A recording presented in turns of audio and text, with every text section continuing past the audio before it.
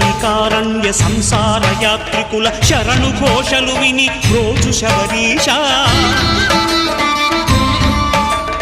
పాపాలు దోషాలు ప్రక్షాళనము చేయు పంపా నదీ తీర ఎరుమే నివాస నియమాల మాలతో సుగుణాల మెట్లపై నడిపించి కనిపించు అయ్యప్ప స్వామి సంక్రాంతి సజ్జోతివై అరుదెంచి మహిమలను చూపించు మణికంఠ స్వామి కర్మబంధము బాపు ధర్మశాస్త్ర